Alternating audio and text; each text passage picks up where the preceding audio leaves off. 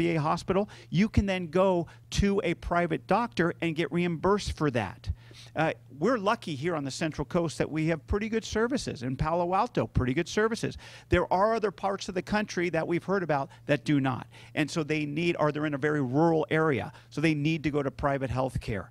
And we did that without basically sacrificing the VA services. We made it easier to expedite the appeals. When veterans get turned down for their benefits, they then can appeal. But right now, the wait time to have that adjudicated is up to 5 years. So Congress passed a bill making it easier for veterans with evidence to go in another queue and be able to present that evidence quicker. We made it easier to deal with toxic employees in the VA and made it easier for the the Secretary of the VA to hire his deputy secretaries. We passed the GI Forever bill, which basically says that normally before that bill was passed, you only had 15 years to take advantage of your GI benefits. Now you have throughout your life to take advantage of the GI benefits. And myself and Congressman Neil Dunn, a Republican Congress member from Florida, authored a bill that made it easier for veterans-owned small businesses to get contracts with the General Services Agency, the U.S. government. So I can tell you that when it comes to our veterans, there are members in Congress who understand how important it is to not only take care of our service members, but take care of our veterans. And I understand, as a veteran, as someone who worked with veterans, as your Congress member, that that's a priority for me. And that's why I hope that you continue to call my office and you continue to get the service that you deserve. Thank you for your service. And Jessica, thank you for live streaming. It really helps with transparency and getting our community engaged. Sir? And John, come on up.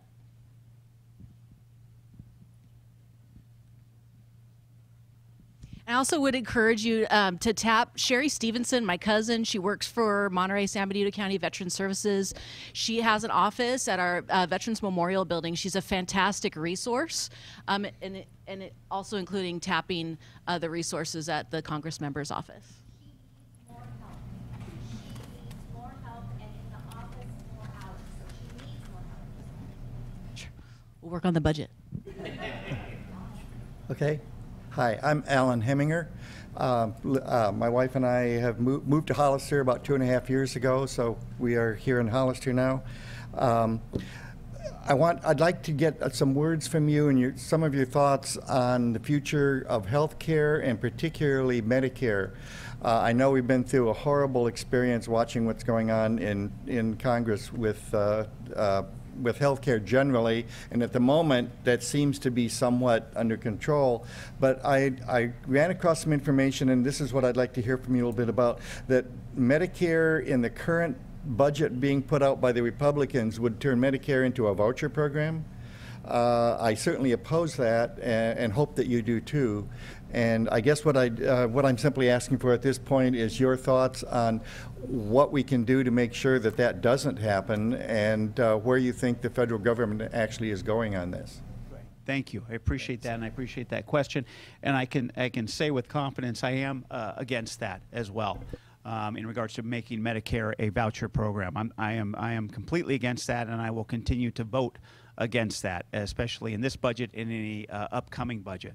I don't think, and I believe that the president understands this as well, that Medicare and Medicaid is something that should not be touched. It should have, remain the same, and ideally it'd be nice to have Medicaid expanded for all, if possible. In regards to the future of our medical system, our medical care system, I am someone that does support universal health care at this point. But I also realize that in this political climate, it's not going to get addressed in the 115th Congress. And I believe it is our responsibility to make sure that the individual market, which is on the brink at this point, needs to be supported, okay? I was against the majority's efforts to repeal the ACA. I was against it in the House, and I was absolutely thrilled, and I encourage everybody to listen or get the transcript of the speech by Senator John McCain just prior to him making the final vote, or one of the votes, turning down the repeal of the ACA. To me, it was not only about his views. It really wasn't about his views on the ACA. It was about his views and what our views should be on how Congress should act. And that he talked about it's time to start trusting one another. He talked about how sometimes you have to compromise and you have to be able to accept something just a little less than winning. And he talked about something that I appreciated as a former fullback for Carmel High. He talked about sometimes you got to do 3 yards in a cloud of dust to just push the ball down the field. And I would ask that everybody take a look at that speech, because he talked about, he basically said, look, the Senate is just as much clout as the presidency. We are equal. We are checks and balances. We are a system of checks and balances, and we have just as much clout, just as much power as a presidency. And it's our role to come together to work on these big types of issues. And so now I think it is the prime time for Democrats and Republicans to shore up the individual market. And I am part of this group, another purely bipartisan caucus. Same number of Democrats, same number of Republicans, called the problem solvers. And once we saw where the healthcare system, where the vote on the repeal of the ACA was going, and once it went down, we immediately got together. We immediately got together and we came up with 5 principles as to how we feel, bipartisan, agreed upon, could shore up the individual market. Basically making sure that mandatory cost-sharing reduction subsidies are there. Making sure that reinsurance for insurance companies is there. Taking a look at the employer mandate, see if it actually helps, or upping the number maybe a little bit, because employers are hurting and they're basically having to provide a number of services that's hurting their businesses in regards to filling out the paperwork for the ACA. Taking a look at the medical device tax and whether or not that's something that's actually been beneficial. And then providing incentives so that states can continue to innovate when it comes to providing health care. We're lucky in California with Covered California, we've done that. But as you know, there are many states that have not. And so to answer your question, I completely agree with you. I will vote against any type of voucher system for Medicaid or Medicare, but I also believe wholeheartedly that an issue as big as the health care for our nation takes both Democrats and Republicans to deal with.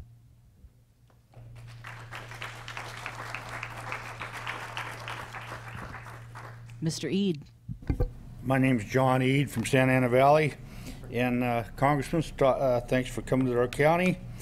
I'd ask you to tell us if you think that you can work in a bipartisan manner with your Democratic colleagues to get the infrastructure bill through and tax reform. Yeah, thanks, John. I appreciate that question. Look, let's start, well, bad news first. Tax reform is going to be tough. I'll tell you that right now.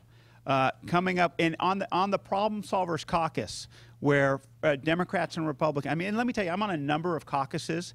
I was very proud that the first caucuses I did join were the LGBTQ caucus and the Planned Parenthood caucus.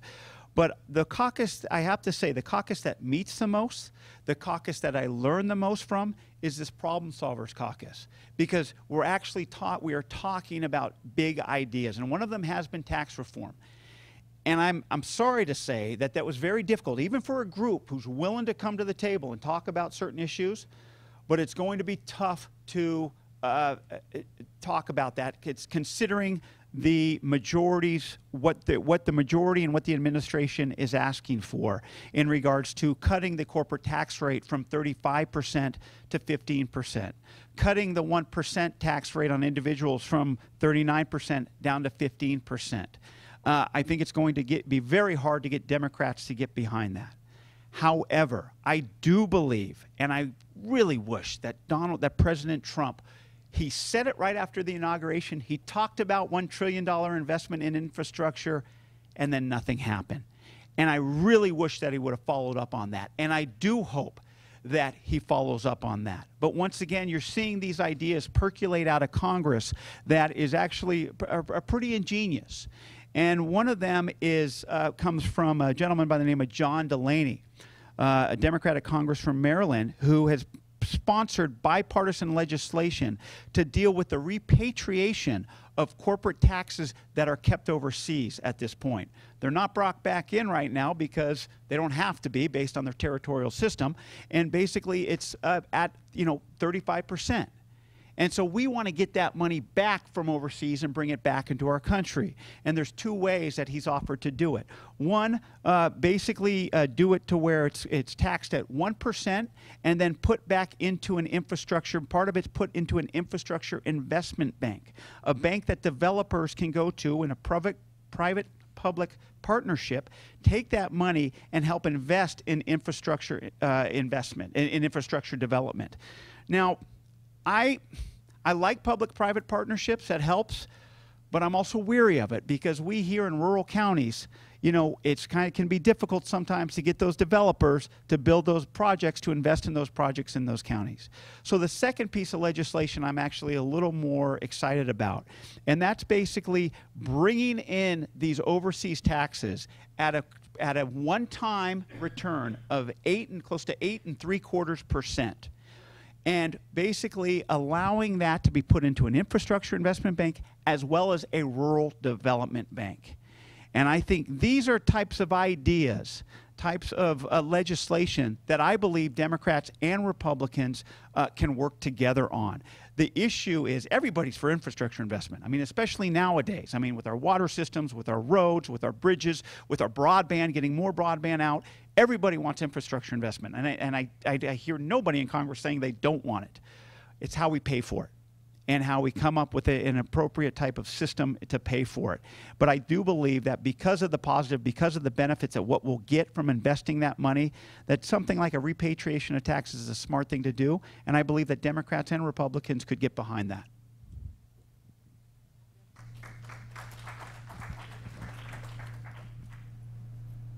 More questions? Sir, come on up.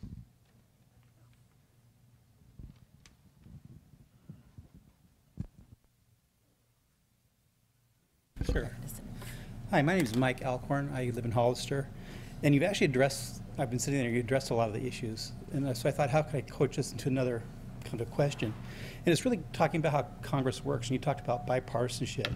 You mentioned one issue about the 2018 budget you're going to have to go through and the debt ceiling. And you have to do that in 12 days. That doesn't seem like good governance to me and bipartisan. I don't think that's what something that's so important gets done that little bit of time. You've talked about taxes, and everything I hear on the news about taxes is more focused towards the corporation and not on the middle and lower class, because they talk about eliminating deductions and whatnot. It's kind of a zero-sum game, and then when you have to have things revenue neutral, it looks like the tax reforms would be more focused towards corporations. Then you talked about health care, and we didn't really trust the CBO scores, but they said there are going to be millions of people who are going to be left out if they voted for it.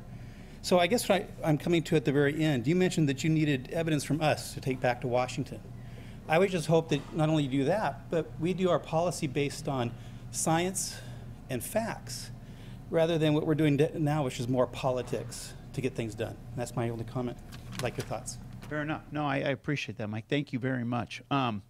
You're right. I mean, it's unfortunate that this September, when we go back after Labor Day, we're going to have 12 legislative days, based on the legislative calendar, 12 legislative days to deal with attempting to raise the debt ceiling by September 29th, attempting to pass a budget by September 30th, dealing with possibly tax reform, dealing with the privatization of the FAA, dealing with making sure that the child health care chip is basically passed.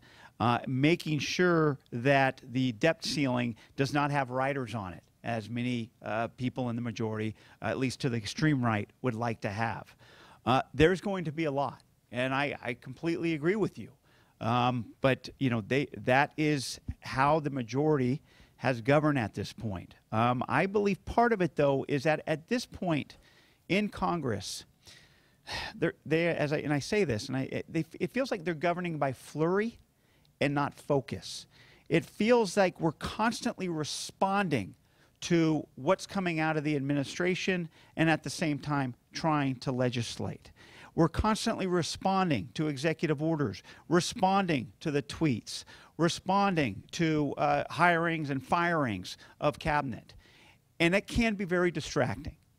And I'd like to see it where we can actually have some focus and have the administration behind our efforts in order to come together in a bipartisan fashion.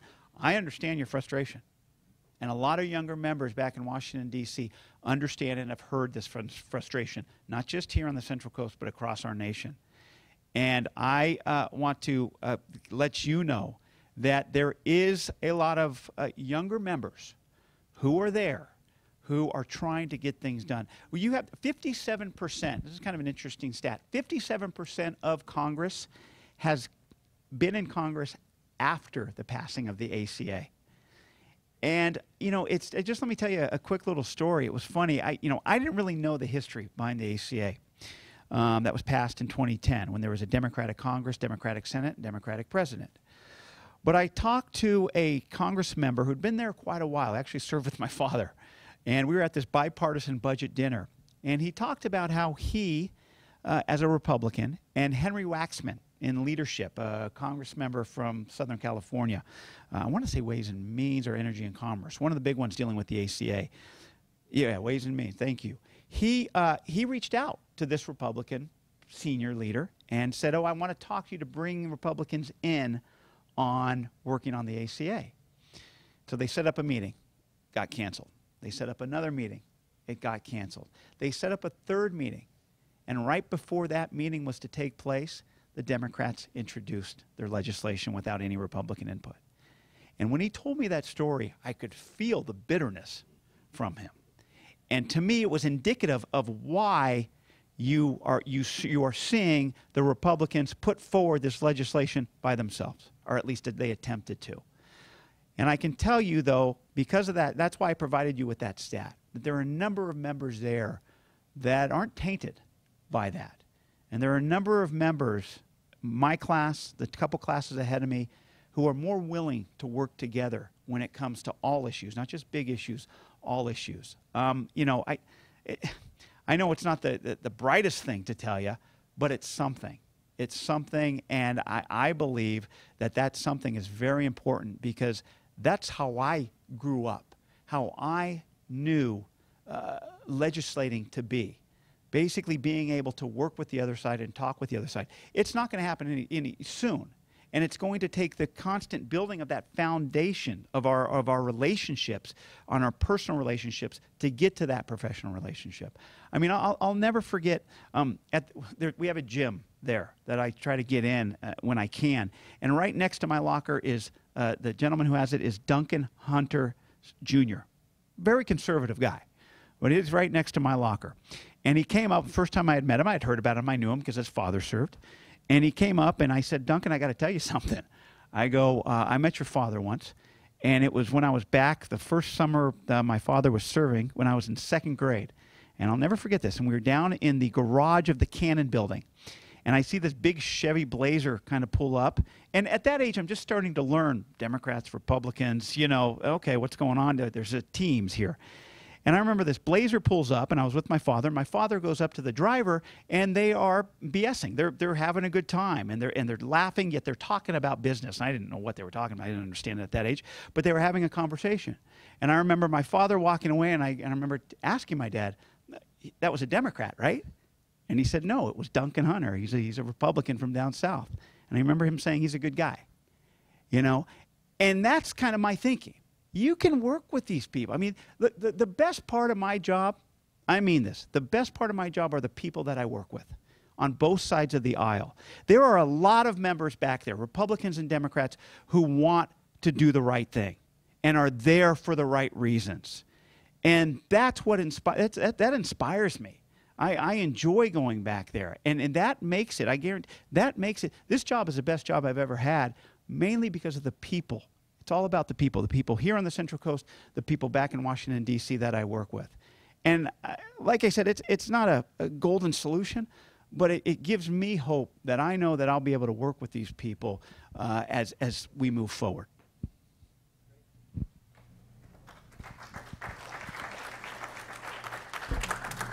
Thank you, Congressman. My name's Janice Parker, Hollister resident over 30 years. I just wanted to comment on something that I hope we can touch on is traffic. Traffic. So many people are moving to Hollister, and that's great. We moved here 30 years ago. Everybody said we were crazy. We're glad we did it. We have 2-lane roads feeding this community all over the place. And a couple of weeks ago, my husband and I were up at an event on Hecker Pass, and it was a perfect storm, a Friday afternoon, several accidents, Friday traffic. It took us 2.5 hours to get from Hecker Pass to Hollister to our home, which is 12 miles, 13 miles. One little accident on any of those roads can just shut us down. What are we going to do about that? I know some roads are expanding, but with all these people moving to Hollister now, which is great, I love it, the roads are such an issue. I just wanted you to comment on it. Thank you. No, I appreciate that, and I've heard that. I heard that throughout the campaign, and I continue to hear it, especially from residents who live here in Hollister. But I also think, there was a reason. It's not just here in San Benito County. There was a reason why all 4 counties in the 20th Congressional District, Santa Clara, San Benito, Santa Cruz, Monterey, had self-help initiatives on their ballot. And 3 out of the 4 counties passed. San Benito did not. And it tells you that infrastructure investment is a problem. And that's why, I'm glad John brought that up, because it needs to be addressed in Congress. And, with the issues of, 25, 156, 152, obviously something needs to be done. And, I believe that the federal government can help out by hopefully providing the necessary investment once we pass an infrastructure investment bill. But ideally, it's going to come from the locals as to how they want it managed, if they want their roads widened. And like I said, from the federal government point of view, we can be there to continue to invest, to help you invest if we pass the infrastructure investment, and that's what I hope to do. Christine, I'm sure on that issue, since it's a local issue, yeah. If I can defer. I like what Mike brought up about science and facts. And one of the things that happened with Measure P is people got really confused. How are our roads funded, et cetera? So there were a lot of side conversations. And when people are confused, they vote no. We've also had an 8-year building moratorium. We're slowly building a few houses. Our growth rate's still only 1.7%, very small. But what's really driving our traffic is the job market is exploding in the Bay Area and the Salinas Valley. So we're working on comprehensive solutions, but I think we need to be at the table, consider all of the facts, et cetera. We do have to become a self-help county, because you can't effectively lobby if you're not taking care of yourself at home. And even with Measure P, was a 20-year tax, Mary, we could raise a good amount of money. Our county, we're going to be deferring now to 2018 or 2020 now for our next tax measure. And then 2018 for possibly a county tax measure to help our general fund. We have to look at our TOT. All of our tax rates are all extremely low. And we also need to be buying more locally, et cetera, and supporting our local businesses and our doctors, et cetera, and professional services to help grow our jobs organically. But some more questions. Mickey? Councilmember Luna.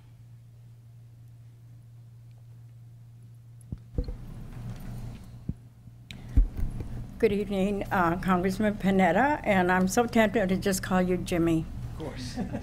Because I've known you. I hope so. I recall that, you did mention you walked the streets of Hollister, but yet I remember after the earthquake, you were always eating pizza in the lobby of City Hall while your dad and your mom were inside. Exactly.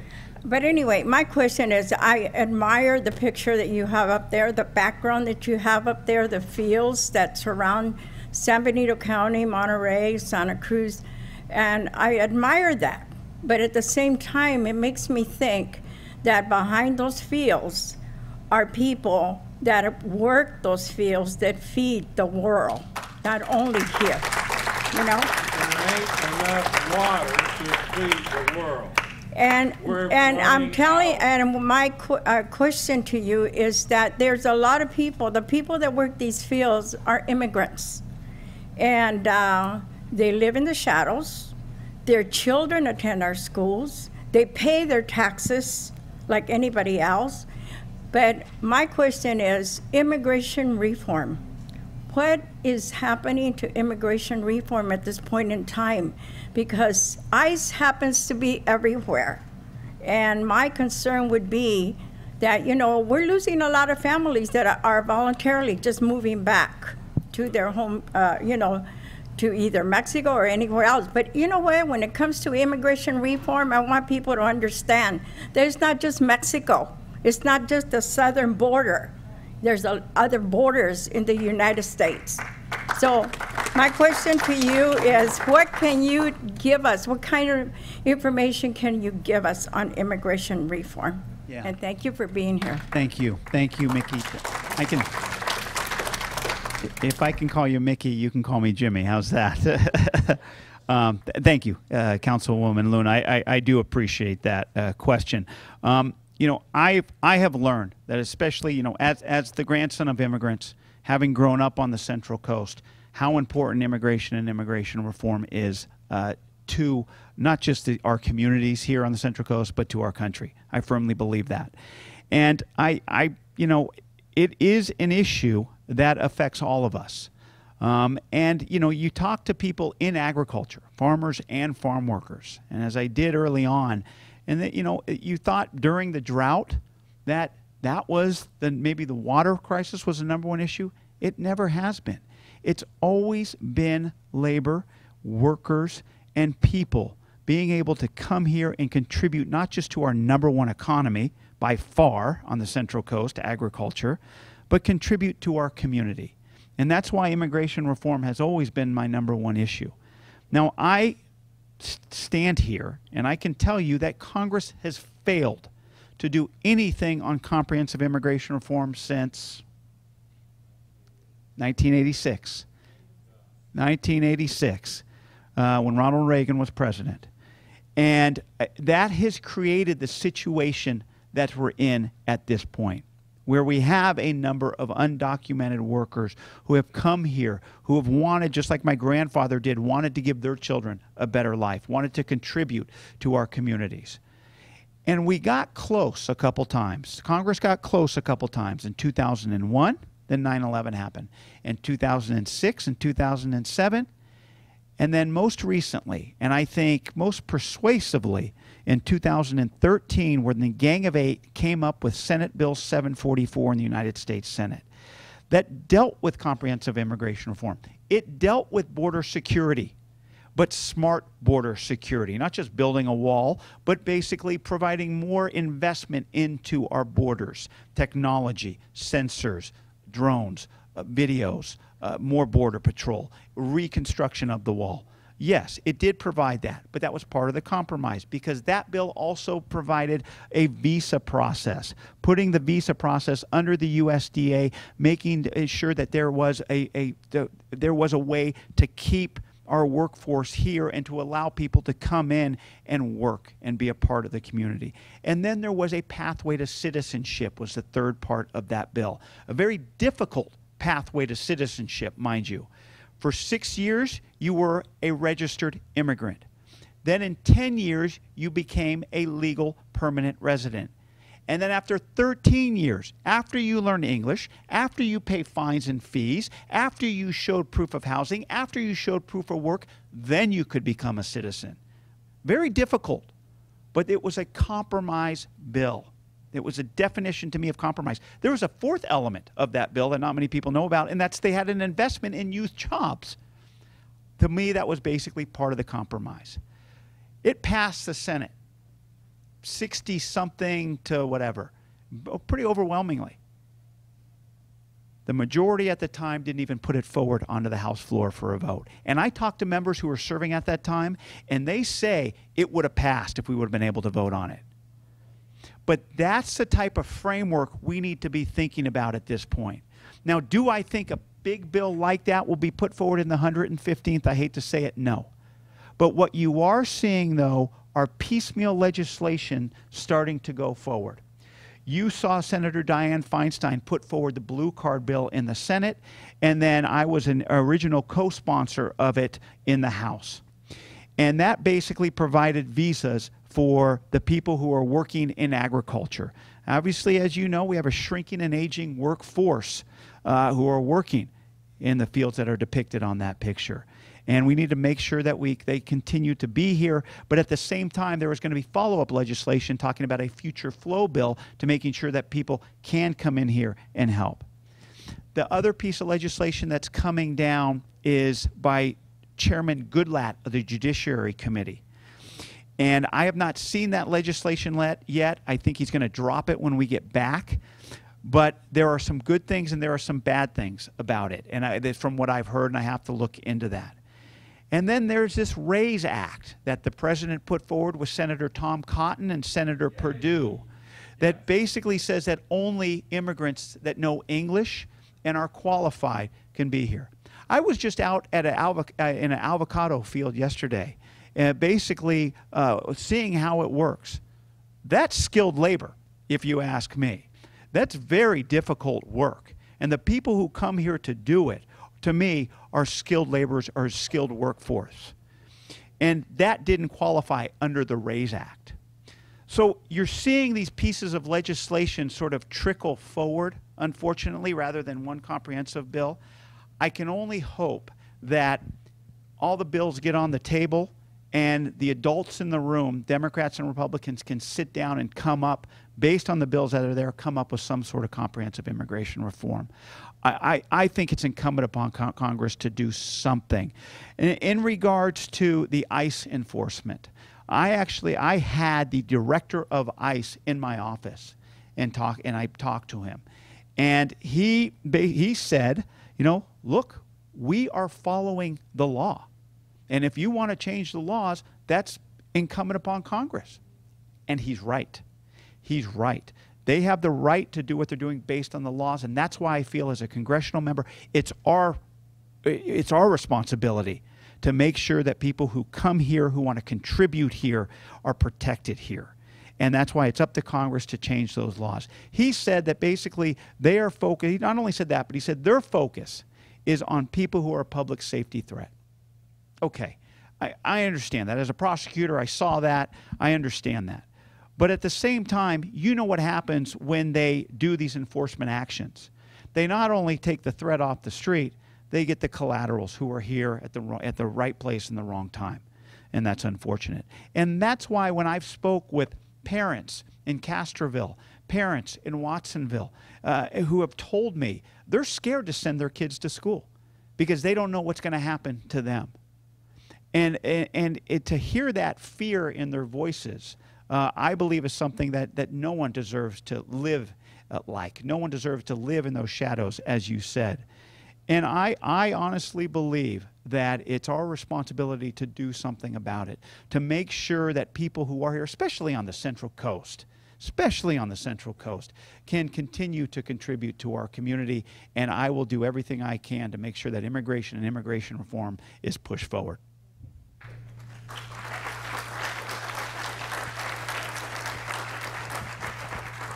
We are running a little short on time. We can take at least one question, maybe two. Elia?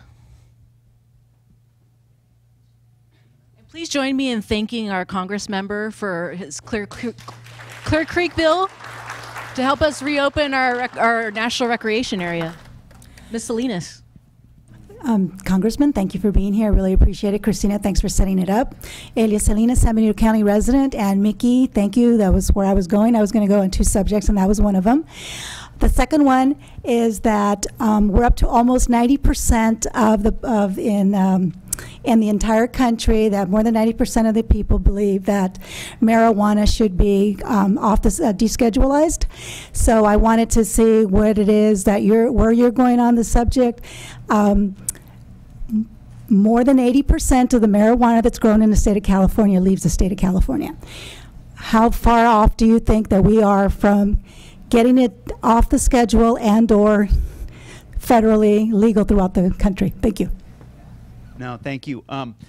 Look, I as a prosecutor, and I don't know, as a former prosecutor, let me tell you, I admit marijuana cases were very, very difficult to try. And I actually met with all the heads of the law enforcement, all the chiefs, as well as the sheriff yesterday in Monterey County. And we talked about that.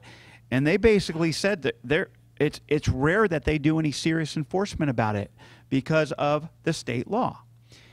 And they talked about there is still this confusion that's out there because the state law has legalized it, but the federal law still criminalizes it.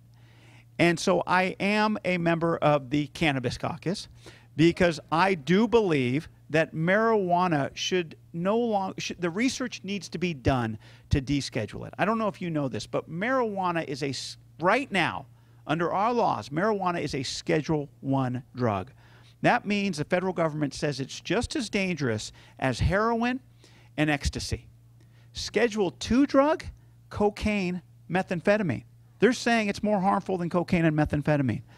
I believe there needs to be the proper research done in order to get people to understand that it needs to be descheduled. Now, right now, the only place, there's only one university in the nation under federal law that's allowed to do federal testing and federal research on marijuana. Does anybody know where that is? No, University of Mississippi. That's the only place. And so I believe that there does need to be legislation put forward that I would support that expands the opportunities to research marijuana and expands the opportunity to possibly deschedule marijuana because there's just too much confusion right now. And we're dealing with very dangerous situations where these states that have legalized it and the money that they're making cannot go into banks. And so you're having these situations where you're having these people carry around huge sums of money and basically are walking targets, if you ask me, for further crime. And so I believe that Congress should take the initiative, but I do not see that happening in the 115th Congress, to be frank.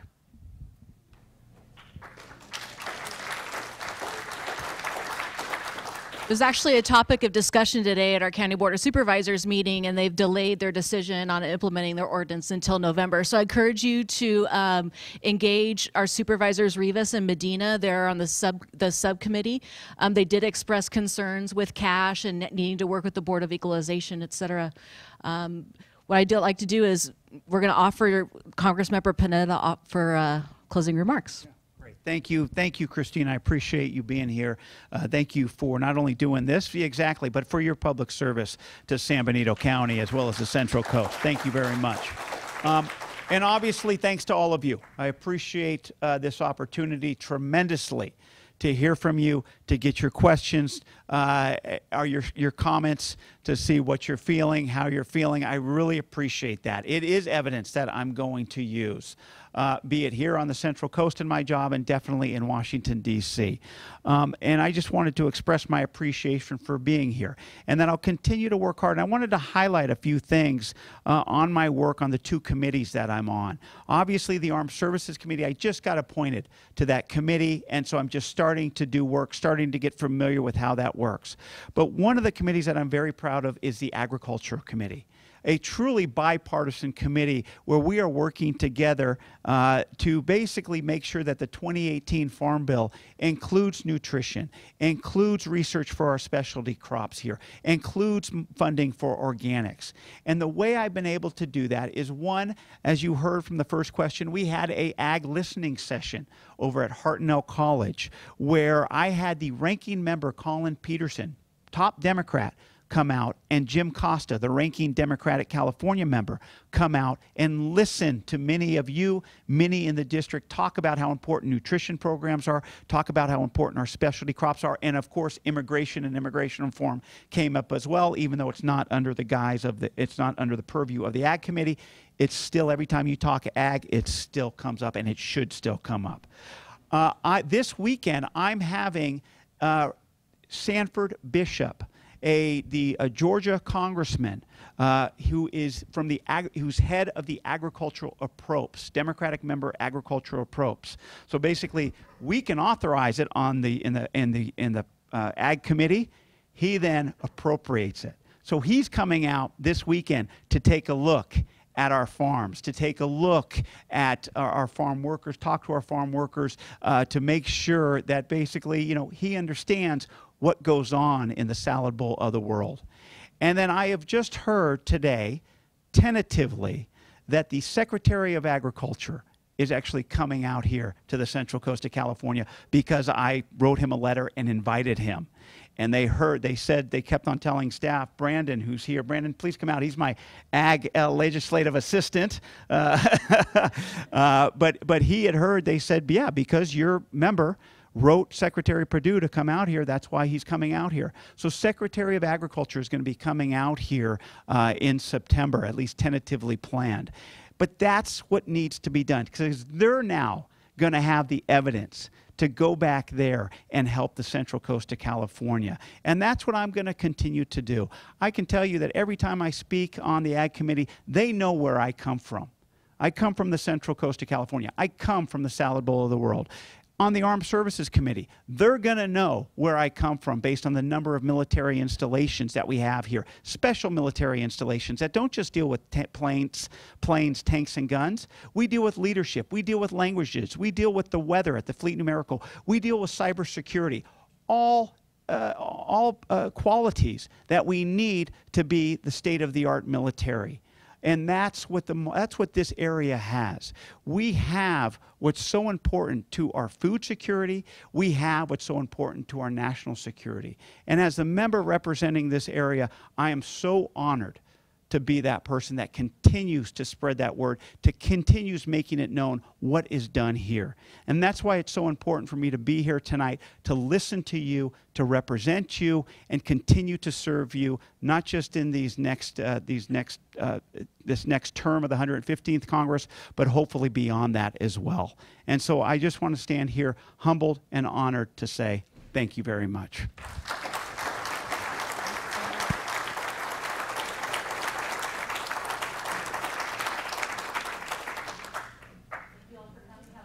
Evening.